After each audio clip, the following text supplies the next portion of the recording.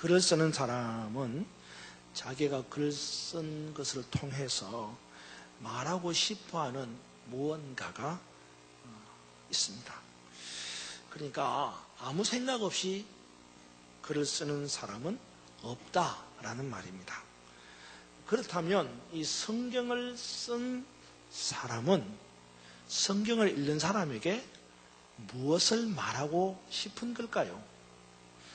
성경을 쓴 사람이 있고 우리는 그 성경을 읽는데 성경을 쓴 사람이 성경을 읽는 우리에게 무엇을 말하고 싶을까요? 우리 성경은 66권이지만 한 권의 책으로 묶여 있지 않습니까? 그렇죠? 66권이 다 다른 내용이지만 하나의 주제를 갖고 있다는 거죠. 그렇다면 성경을 쓴 사람은 성경을 읽는 사람에게 무슨 주제를 말하려고 하느냐라는 말입니다. 저는 3대째 신앙을 이어온 신앙의 가정에서 매일매일 가정 예배를 드리면서 성경을 읽을 때마다 어머니 아버지로부터 들었던 말씀이 있습니다. 그것은 성경은 나 같은 죄인을 구원하신 예수님의 이야기다 라는 말씀이었습니다. 이것은 제가 대학교를 졸업하고 신학대학원에 들어가서 성경을 제대로 깨우치기 전까지 거의 세뇌적 수준으로 제 머릿속에 꽉 박혀 있었던 마치 명제와도 같은 것이었습니다. 하지만 신학대학을 졸업하고 이제 목회를 한 지 30년이 되는 이때에 성경을 보는 시야의 관점은 그보다 훨씬 더 넓어지고 있다는 것입니다. 그래서 성경을 오직 구속사적인 사역의 관점에서만 보았던 이 시야에서 보다 더 확장되어져서 새로운 관점으로 성경을 볼 수 있게 된다는 겁니다. 그 중에서 하나의 관점은 성경이 구속사적인 시야의 관점일 뿐만 아니라 성경은 하나님 나라라고 하는 관점에서 볼 수 있다는 것입니다. 성경이 말하고자 하는 주제가 뭐냐? 하나님 나라라는 말입니다. 하나님 나라라 그러니까 굉장히 어렵게 생각하는데 그냥 간단하게 우리가 잘 쓰는 말로 하면 성경이 말하고자 하는 내용은 뭐냐? 천국이다.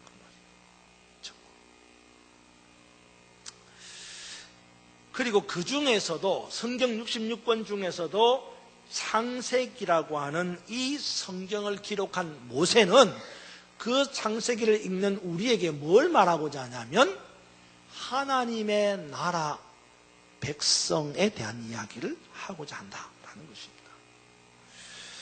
제가 얼마 전에도 말씀드렸다시피 창세기가 단순한 세상을 창조한 이야기를 쓴 책이라고만 생각한다면 그건 정말 편협하고 지엽적인 생각이다라고 말씀드렸습니다. 왜냐하면 창세기에 나타나는 천지창조의 이야기는 단 2장뿐이라 그랬어요. 1장과 2장뿐입니다. 창세기 전체가 50장인데 그 가운데서 단 2장뿐인 천지창조의 이야기를 두고 마치 창세기 전체가 천지를 창조한 이야기인 것처럼 생각한다라는 것은 지극히 잘못된 시야를 가지고 성경을 보는 것이다 라는 말씀입니다. 그러면 창세기가 우리에게 주려고 하는 메시지는 뭐냐라는 겁니다. 특별히 그것이 성경 전체의 주제인 하나님의 나라라고 하는 것과 연관해서 창세기가 우리에게 주고자 하는 메시지가 뭐냐라는 거죠.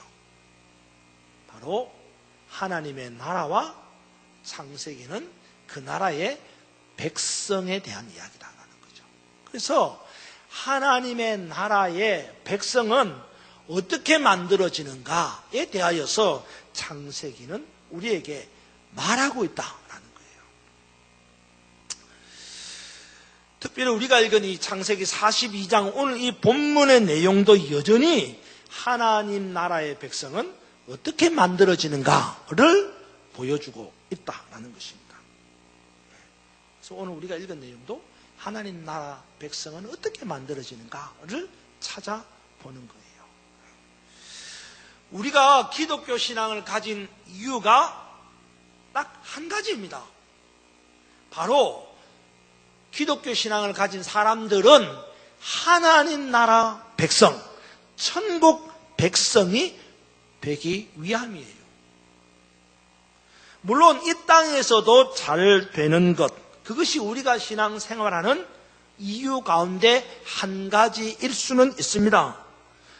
그런데 이 땅에서 잘 되는 것이 우리 신앙생활의 전부라고 착각한다면 그건 지극히 잘못된 거죠. 수차례 말씀드렸다시피 우리가 이 땅에서 잘 되는 것을 위해서 신앙생활을 하려고 한다면 굳이 기독교를 믿을 이유가 없다 그 말이에요. 다른 종교에 귀해서 다른 신앙을 가져도 이 땅에서 잘 되고자 하는 신앙생활이 될 수 있는 거예요. 하지만 굳이 저나 여러분이 기독교 신앙을 고수하고 기독교 신앙을 가지는 이유가 뭡니까? 세상 사람들이 그렇게 기독교를 욕한다 할지라도 그럼에도 불구하고 우리가 이 신앙을 포기하지 못하고 우리가 이 신앙에 귀해서 기독교 신앙을 붙잡고 가는 이유가 뭡니까? 그것은 바로 분명한 목표, 분명한 목적이 있는데 우리가 하나님 나라 백성, 천국 백성이 되고자 함인 거예요. 그렇다면 오늘 이 본문 창세기가 말하는, 특별히 창세기 42장이 말하고자 하는 하나님 나라 백성이 되는 방법은 뭐냐라는 거죠. 그것을 알기 위해서는 오늘 본문의 내용을 잘 정리할 수 있어야 합니다. 자, 오늘 본문의 내용, 42장의 내용을 정리해보면 이런 겁니다. 그죠? 딱 그냥 주제를 한 주제를 한 문장으로 만들려고 그러면 요셉이 누구를 만났다? 형들을 만났다. 이런 이야기예요. 그 내용을 조금 더 펼쳐서 줄거리를 정리해보면 이 요셉이 형들에 의해서 애굽의 종으로 팔려갔습니다. 그런데 하나님이 요셉에게 준 꿈대로 요셉은 마침내 애굽의 총리가 되었습니다. 그러나 그 반대로 7년 대흉년을 만나서 먹을 양식조차 없어서 죽게 된 요셉의 형들과 야곱의 일가는 마침내 막내 아들 베냐민만 빼고 10명의 아들들이 애굽에 내려와서 요셉에게 양식을 사게 되었습니다. 아버지의 지시를 따라서 애굽으로 내려간 이 야곱의 10아들, 요셉의 10형들이 마침내 애굽의 총리가 된 요셉을 만났습니다. 그리고 그 앞에 엎드려서 양식을 사러 왔다고 말합니다. 이미 애굽의 총리가 된 요셉은 양식을 사러 온 이 형들이 자기의 형들임을 알아보았지만 형들은 요셉을 알아보지 못했습니다. 그래서 요셉이 형들을 정탐꾼으로 몰아세웁니다. 이 요셉의 형들은 자신들은 결코 정탐꾼이 아니고 양식을 구하기 위해서 이웃에서 온 가난한 사람들이다 라고 자신들의 결백을 주장합니다. 하지만 요셉은 끝까지 형들을 정탐꾼으로 몰아세우고 급기야는 시므온을 볼모로 잡고 자기들의 결백을 주장하기 위해서, 증명하기 위해서 막내 아들 베냐민을 여기에 데려와야만 된다고 말합니다. 그러면서 10명의 형제들 가운데 베냐민만 시므온만 볼모로 잡고 나머지 9명을 아버지 야곱에게 돌려보냅니다. 그런데 그것도 모자라서, 정탐꾼으로 몰아세우는 것도 모자라서 9명의 형들이 아버지 야곱에게 돌아갈 때 어떻게 했어요? 곡식을 담근 자루 속에다가 가지고 온 돈도 몰래 집어넣고 함께 보냅니다. 마침내 도둑으로 몰아세우는 겁니다. 누가? 요셉이. 그러니까 오늘 본문의 내용은 그거예요. 형들은 양식을 사러 애굽에 내려왔는데 애굽의 총리가 된 요셉이 양식을 사러 온 형들을 바라보고 정탐꾼으로 몰아세우고 또 도둑으로 몰아세웠더라. 그런 이야기예요. 자, 어찌 보면 이 본문의 내용은 요셉이 그의 아버지와 그의 모든 가족을 만나는 결과에 이르기 위한 한 부분, 과정일 뿐이다 라고 생각할 수 있습니다. 그래서 이 본문이 그렇게 중요하지 않다고 생각합니다.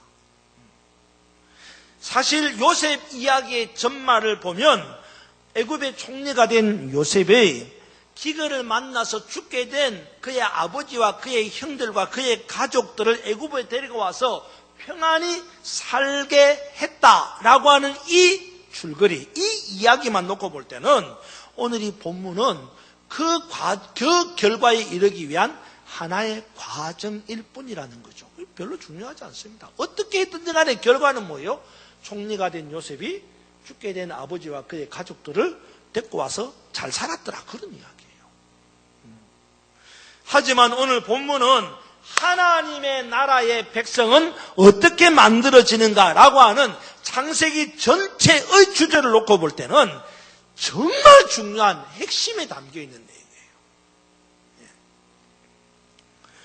요셉 이야기의 결론에 이르기 위해서, 다시 말해서 요셉이 그의 아버지와 그의 형제들과 그의 가족들과 함께 잘 살게 되었더라라고 하는 이 결론에 이르기 위해서는 오늘 이 본문이 굉장히 중요한 내용을 담고 있다는 겁니다. 만약에 오늘의 이 본문이 없었다면 아마도 야곱과 요셉의 형들은 요셉과 함께 살 수 없었을 수도 있었어요. 본문이 중요한 거예요. 그러면 과연 어떤 부분이, 오늘 본문에 나오는 어떤 부분이 야곱과 그리고 요셉의 형들과 그리고 요셉의 가족들이 요셉을 만나서 함께 잘 평안하게 살 수 있었던 이유가 되느냐? 어떤 부분이? 자, 그러면 그 부분을 이해하기 위해서는 오늘 본문이 가지고 있는 스토리에 담겨 있는 비유적 내용을 알아야 됩니다. 오늘 본문은 사건이에요. 근데 이 사건에 담고 있는 비유가 있다는 거예요. 그러니까 요셉은 야곱과 그의 형들과 가족들에게는 어떤 역할을 하고 있는가라고 하는 측면에서 볼 때에 비유적 해석을 생각할 수 있다는 거예요. 그러니까 보세요.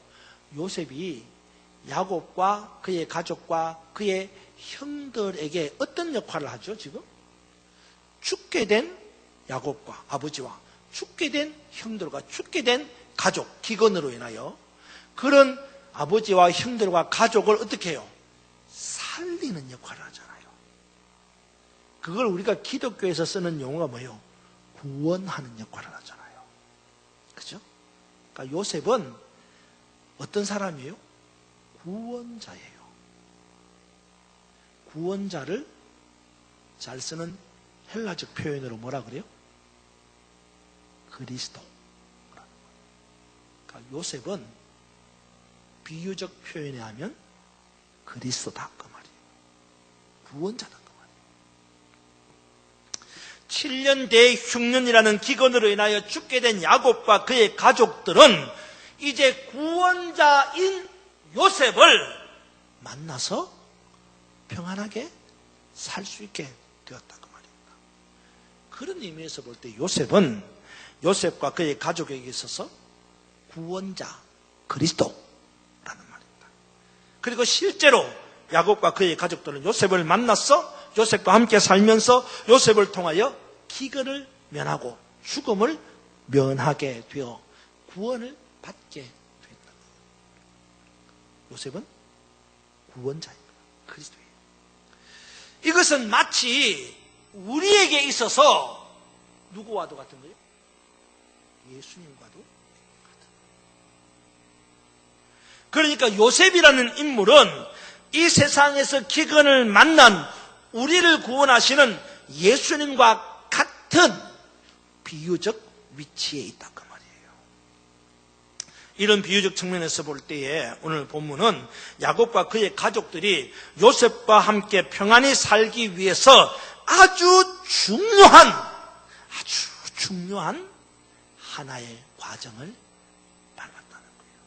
이 과정이 없으면 구원자인 요셉을 만나도 구원을 받지 못했다라는 거예요.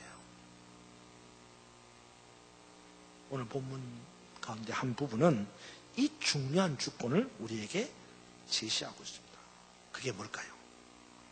야곱과 그의 가족이 요셉과 함께 평안히 잘 살게 된, 죽음에서 건짐을 받게 되는 어떤 과정을 거쳤는데 그게 뭐냐는 겁니다. 바로 회개라는 과정을 거쳤다는 거예요. 응? 여러분 21절 한번 보시기 바랍니다. 21절. 자, 21절 같이 한번 봅시다. 시작. 그들이 서로 말하되 우리가 아우의 일로 말미암아 범죄하였도다. 그가 우리에게 액을 할 때에 그 마음의 괴로움을 보고도 듣지 아니하였으므로 이 괴로움이 우리에게 임하도다. 22절 계속해서 봅시다. 시작. 르우벤이 그들에게 대답하여 이르되 내가 너희에게 그 아이에 대하여 죄를 짓지 말라고 하지 아니하였더냐. 그래도 너희가 듣지 아니하였느니라. 그러므로 그의 핏값을 치르게 되었도다 하니. 아멘. 그렇습니다. 오늘 21절과 22절을 보니까 지금 요셉의 형들이 과거 요셉에게 행한 일, 지은 죄에 대하여서 자백을 하고 고백을 하는 그런 내용을 담고 있다는 거예요. 우리가 아우의 일로 말미암아 뭐 하였도다? 범죄하였도다. 다시 말해서 옛날 동생 요셉을 애굽 상인에게 팔아버렸던 그 죄에 대하여서 이제 자백하고 회개하는 내용을 담고 있다는 거예요. 우리가 범죄하였도다. 우리가 죄를 지었도다. 우리가 죄인이다. 라고 회개하는 장면. 그렇습니다. 요셉의 형들이 이러한 죄의 자백과 회개의 고백을 하였고, 요셉은 이러한 형들의 죄의 자백과 회개의 고백을 들었기 때문에 마침내 야곱과 그의 가족과 요셉이 함께 만나서 평안히 잘 살 수 있게 되었다 그 말이에요. 여러분 23절 보세요. 23절에 이렇게 말합니다. 그들 사이에, 그들이 누구예요? 요셉과 요셉의 형들 사이에 통력을 세웠으므로 그들은 요셉이 듣는 줄을 알지 못했다 그랬어요. 그러니까 통력을 세웠기 때문에 요셉의 형들이 자기의 죄를 고백하고 자기들이 회개하는 이런 장면을 요셉이 못 알아듣는 줄 알았지만 실제는 뭐예요? 요셉이 다 들었어요. 뭐예요? 형들이 죄를 자복하고 회개하는 그런 고백을 다 들었다는 거예요. 누가? 요셉이. 그런 후에 요셉은 마침내 아버지 야곱을 부르게 되고 마침내 형들을 부르게 되고 그의 가족들을 불러서 함께 평안하게 잘 살게 되었다 그 말이에요. 다시 말씀드리지만 이런 죄의 자백과 회개의 고백이라고 하는 이런 과정이 있은 후에라야만 요셉과 그의 형들과 그의 가족과 아버지가 함께 잘 살게 된다는 말이에요. 이것은 하나님의 나라의 백성은 어떻게 만들어지는가라는 관점에서 볼 때에 아주 중요한 답을 가르쳐주고 있다 이 말이에요. 우리가 하나님의 나라의 백성이 되는데 반드시 필요한 과정이 뭐라는 거예요? 죄의 자백과 회개의 고백이 있어야 한다. 야곱과 형들과 그의 가족에게 있어서 요셉이 구원자라고 할 때에 요셉 앞에서 형들의 죄의 자백과 회개의 고백이 있은 후에야 마침내 그들이 함께 살게 되었다 이 말이에요. 우리가 범죄했습니다. 우리가 죄를 지었습니다. 우리가 죄인입니다. 라고 하는 이 죄의 자백과 회개의 고백이 있을 때라만 예수님과 우리가 함께 하나님 나라에서 사는 하나님 나라의 백성이 될 수 있다라는 말입니다. 혹자는 그런 말합니다. 뭐 꼭 그렇게 해야 되느냐? 그냥 요셉이 자기 형들 알아봤으면은 얼마나 기쁘겠냐, 얼마나 즐겁겠느냐. 그러면 그냥 용서해주고, 형들 내가 총리가 되었습니다. 걱정하지 마세요. 이 나라에 와서 잘 삽시다. 그러면 되지 않느냐. 뭐 이렇게 생각할 수도 있죠. 하지만 성경은 우리에게 죄에 대하여 결코 관대하지 않음을 가르쳐주고 있습니다. 다시 한번 22절을 보세요. 22절에 보면 이렇게 기록합니다. 르우벤이 그들에게 대답하여 이르되 내가 너희에게 그 아이에 대하여 죄를 짓지 말라고 하지 아니하였더냐. 그래도 너희가 듣지 아니하였느라. 그러므로 그의 핏값을 치르게 되었도다니. 뭐요? 핏값. 죄의 값을 치른다는 거예요. 르우벤의 말을 들어보니까 죄를 지은 자는 반드시 그 죄에 대한 핏값을 치르게 되어 있다는 거예요. 그 죄에 대한 핏값이란 보세요. 요셉에게 있어서 뭐예요? 억울한 옥살이에요. 요셉이 그렇게 억울한 옥살이를 해야 될 이유가 뭡니까? 바로 핏값이에요. 죄에 대한. 형들에게 있어서 죄의 자백이, 회개의 고백이 있었다는 것은 바로 요셉의 핏값이었어요. 그러한 죄의 자백과 회개의 고백이 있은 후에야 비로소 야곱과 그의 가족은 요셉과 함께 평안히 사는 은혜를 누리게 된 것입니다. 이것은 우리에게 있어서도 마찬가지입니다. 우리가 하나님 나라의 백성이 되려면 우리의 죄에 대한 자백과 회개의 고백이 반드시 있어야 하는데 장차 예수님과 함께 하나님 나라에서 평안히 살려면 우리는 죄값을 치르신, 십자가에서 죄값을 치르신 그 예수님 앞에 우리의 죄를 자백하고 회개해야만 된다는 거예요. 요셉이 억울하게 옥살이를 했듯이 예수님이 억울하게 십자가에 죽으셨듯이 그의 형들이 요셉 앞에서 자신의 죄를 자백하고 회개의 고백을 했듯이 우리도 주님 앞에 죄의 자백과 회개의 고백을 해야만 하나님 나라의 백성이 될 수 있다라는 것입니다. 야곱의 아들들이 이스라엘의 12지파의 조상이 되었습니다. 이스라엘은 하나님 나라의 백성이에요. 그러니까 결국 야곱의 아들 12아들이 하나님 나라의 백성을 이루는 지파장들이 되었어요. 이유가 뭐예요? 그들은 뭐 똑똑해서 잘나서 이뻐서 아니에요. 그들이 뭐예요? 회개하고 자백했기 때문에. 최근 들어 이러한 기독교 신앙의 본질이 점점 약화되어 가고 있는 것을 볼 때 심히 염려스럽습니다. 죄의 자백이 없는 교인들, 회개의 고백을 잊어버린 성도들 아닙니다.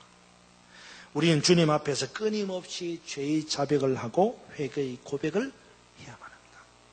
나는 범죄하였습니다. 나는 죄인입니다. 나는 죄를 지었습니다. 이런 죄의 자백과 회개의 고백이 있는 사람들만이 하나님 나라의 백성이 되어서 하나님과 함께 예수님과 함께 그 나라에서 평안히 살 수 있기 때문입니다. 사랑하는 여러분, 이 시간 자신을 돌아보며 주님 앞에서 자신의 죄를 자백하고 회개와 고백을 드림으로 하나님의 나라의 백성이 되어 예수님과 함께 그 나라에서 평안히 사는 은혜가 있기를 바랍니다. 이제 여러분 함께 조용히 눈을 감고 자기 자신을 돌아보기 바랍니다. 그리고 지나온 삶을 돌아보며 주님 앞에 우리가 지은 죄를 자백합시다. 주님의 뜻을 따르지 않았던 죄,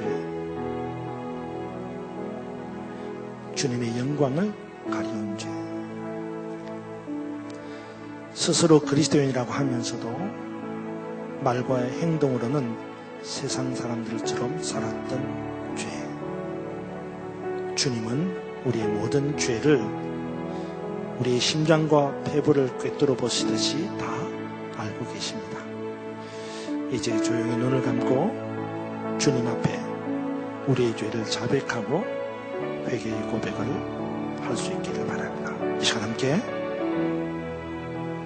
우리의 죄를 고백합시다.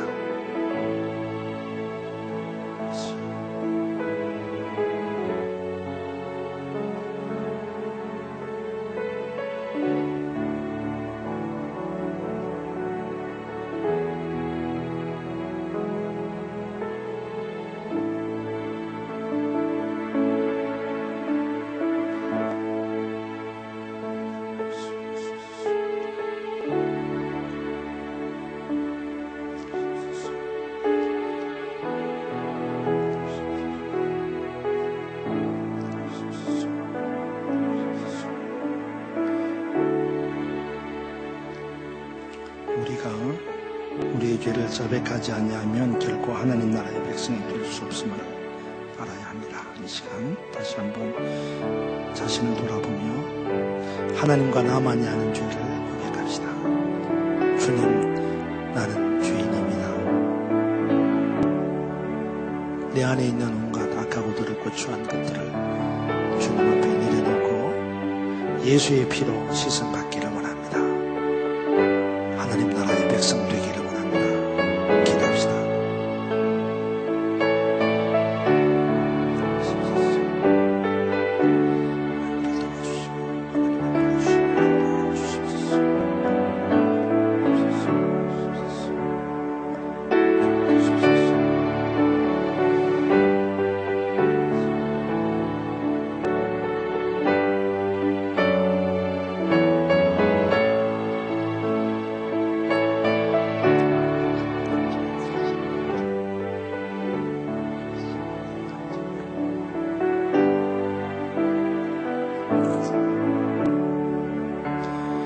이것이 나의 간증이요,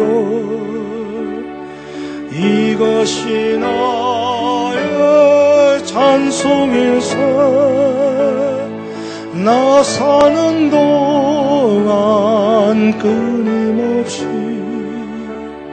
구주를 찬송.